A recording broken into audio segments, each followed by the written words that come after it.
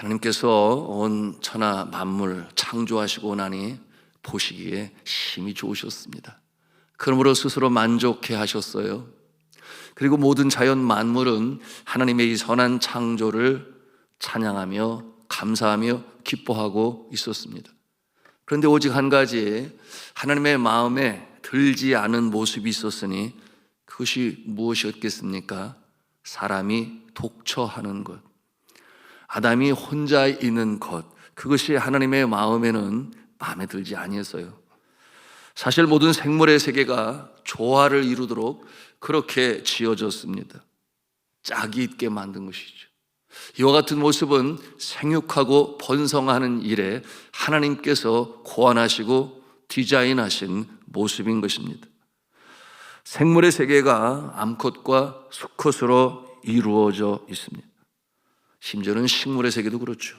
여러분, 이 꽃도 암술과 수술이 있어서 여러분 서로 교배를 이룰 때 꽃이 지고 나면 열매가 되고 이 열매는 씨앗을 또한 산출하며 이 씨앗은 생명력을 가지고 있어 땅에 떨어지고 적절한 기온과 햇볕과 물이 있을 때 다시금 생명으로 발화하도록 그렇게 하나님께서 만드셨습니다.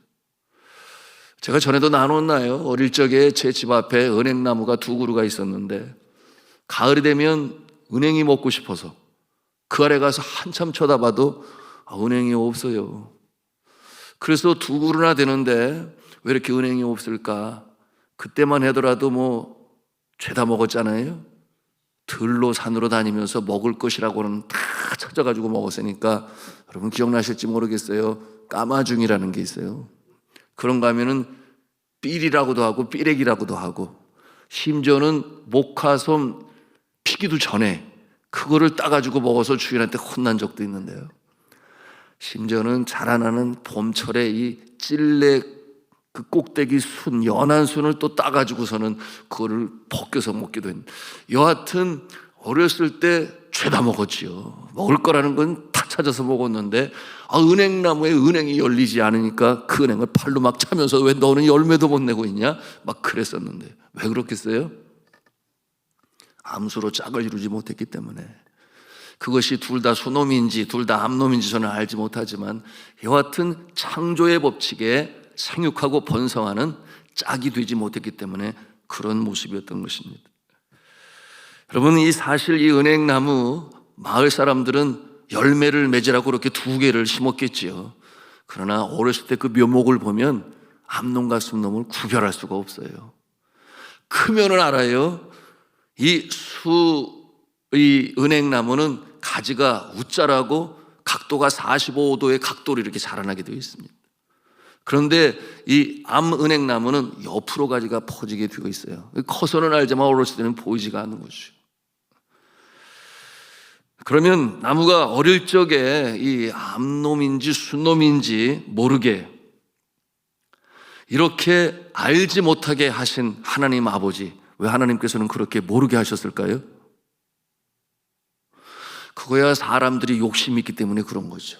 제가 이런 얘기를 드리는 것은 여러분, 이 묘목으로 관상용으로 심을 때 사람들은 이 은행나무의 가을철의 노란 단풍잎 때문에 그것을 얼마나 많이 심는지 몰라요. 그런데 심고 보니까 가을이 되면 은행이 열리고 그 열매가 떨어지는데 냄새가 진동을 해요. 그러니까 이것은 아닌 것 같다 해서 순놈만을 심든지 암놈만을 심든지 이렇게 해서 냄새 안 나게 하려고 하는데 그것을 하나님이 기뻐하시겠느냐 그 말이에요. 생육하고 번성하고 땅에 충만하게 하나님께서는 짝으로 만드셨는데 사람의 욕심이 그렇게 만들어요.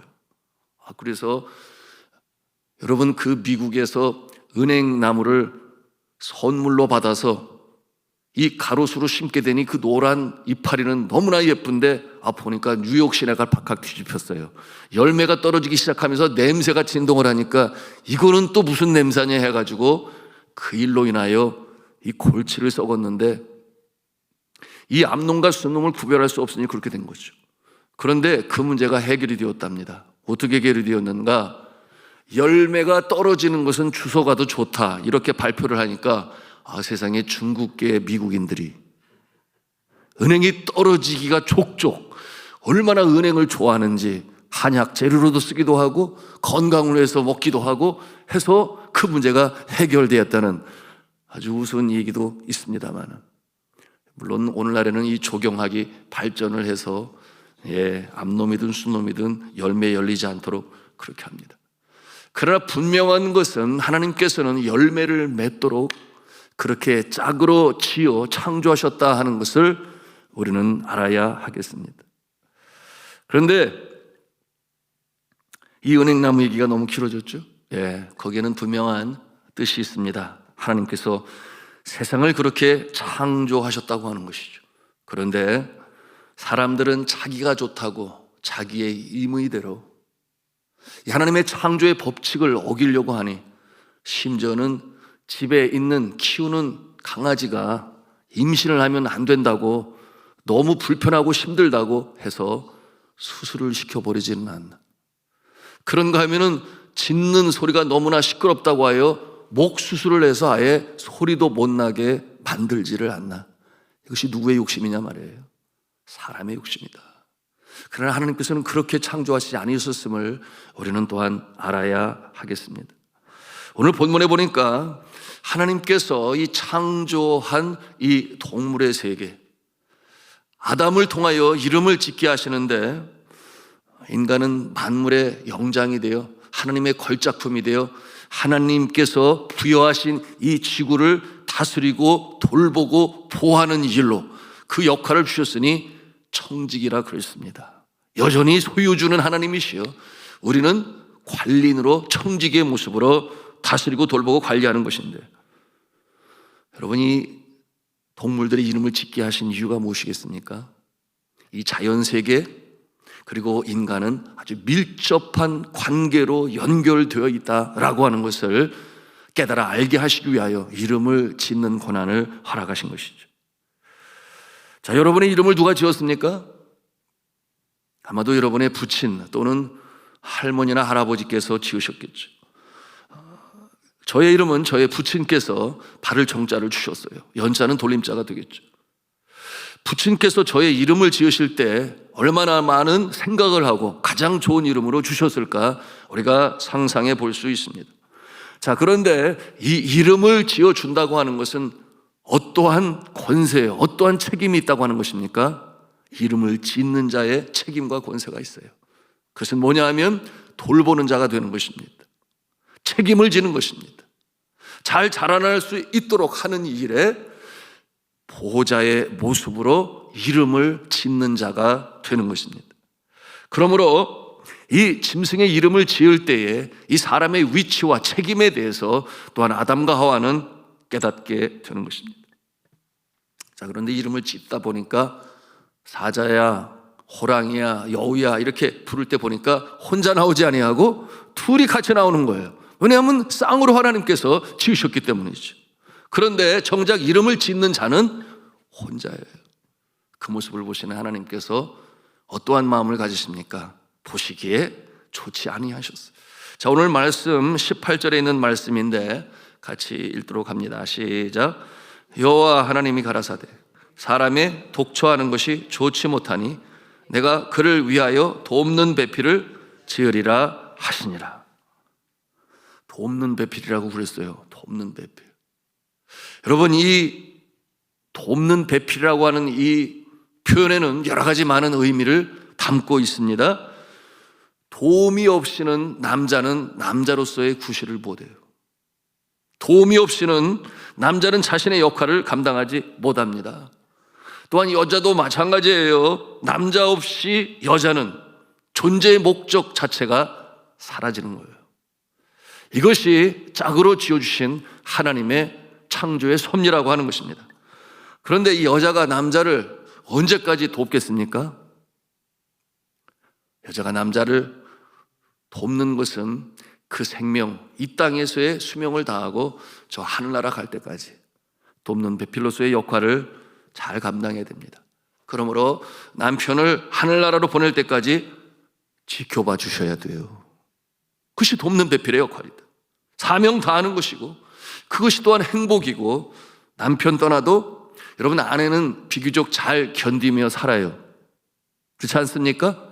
네, 그런데 이 아내가 먼저 가는 일도 있기는 해요.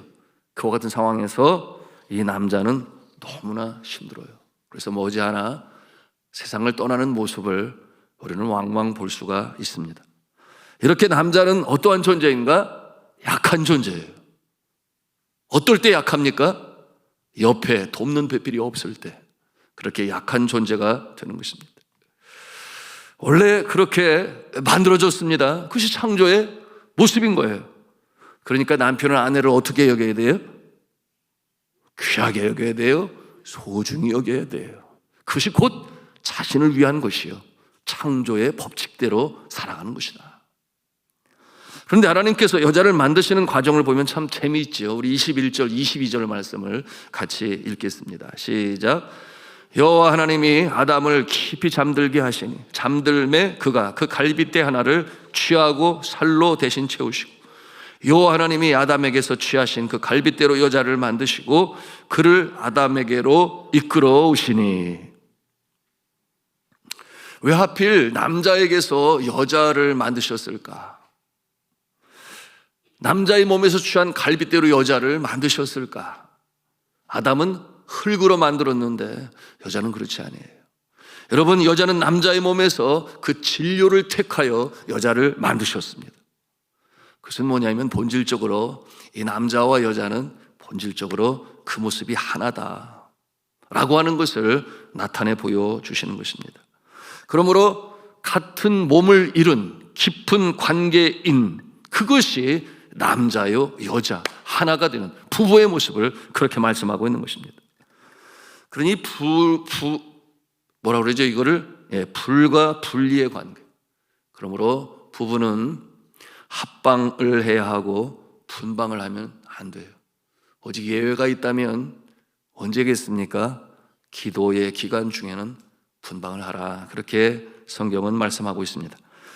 자, 아담은 자신에게 주어진 이 하와를 어떻게 표현을 했는가? 우리 23절 말씀을 또 같이 읽습니다. 시작. 아담이 가로되 이는 내 뼈 중에 뼈요 살 중에 살이라. 이것을 남자에게서 취하였은즉 여자라 칭하리라 하니라. 여자라 칭하리라 하리라. 이 이름을 누가 지어줬어요? 하나님이 아니고 아담이 여자라 그렇게 칭하리라 하리라. 아담이 그렇게 이름을 지어주었어요. 이 말이 무슨 뜻이겠습니까? 이름을 지어주는 자, 그 권한도 있고 그 책임도 있다 말씀을 드렸어요. 여러분, 이 이름을 짓는 자는 보호자가 되며 돌보는 자가 되며 또한 지키는 자가 됩니다. 책임을 지는 자가 되는 거예요. 다시 말하면 남편이 아내를 책임지지 못하면 이미 남편이 아닌 것입니다.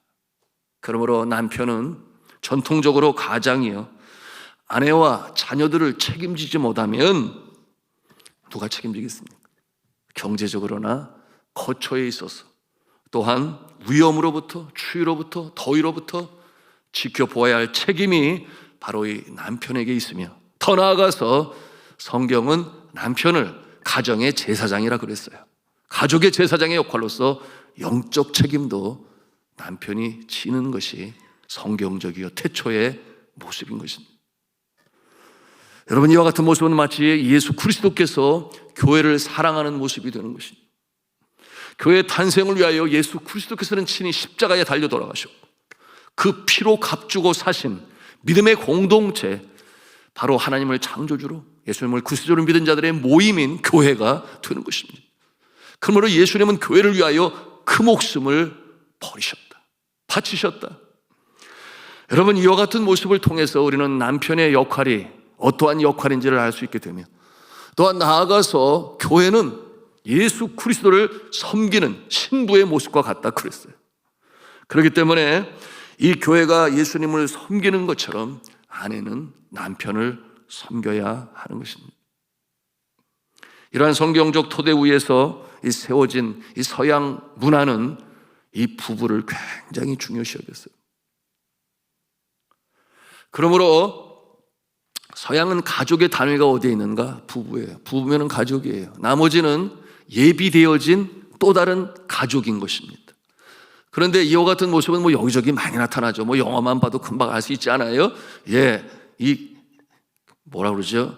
이 괴한이 나타나가지고 악한 사람이 이 아내를 부여잡고 총을 들이대면서 너 나한테 덤비면 네 부인 죽어 이렇게 말할 때, 여러분 영화에서 어떤 남편도 자신의 손에 총이나 무기를 내려놓지요. 그것이 너무나 자연스러운 모습인 거예요. 그런데 우리 아시안 정서에서 보면 그 모습이 왜 저래? 오버하는 거 아니야? 뭐 이런 생각을 가질지 모르겠어요. 왜 그렇겠어요? 말씀드린 것처럼 서양은 부부 중심, 동양은 가족 중심이기 때문에 이 가족의 단위는 아내를 넘어서서 남편을 넘어서서 자녀들까지 포함하게 되니 미국에서 발렌타인데이 되니까 난리예요. 다들 이 외부 식당에 예약을 하고 그날은 뭐 완전히 식당마다 가득 차는데 거기에 그 어느 부부도 자녀를 데려가는 경우는 없어요. 부부. 그럼 자녀는 또 어떻게 하느냐? 베이비시터를 불러가지고 아이들 맡겨놓고 부부만 나가요. 우리 아시안 정서 같으면은 말도 안 되죠. 네, 부부 결혼 기념일보다 먼저 중요시 여기는 것이 남편의 생일, 아내의 생일, 그러면 그 자리에 자녀들은 반드시 함께 해야 되고, 네, 이것이 가족 중심의 우리 아시안 또 한국의 정서인 것입니다. 이와 같은 모습을 통해서 네, 이렇게 가정이 보호가 되는데 부부가 먼저냐 가족이 먼저냐, 여러분 성경을 통해서 우리가 본다면 태초의 모습은 역시 부부 중심이다.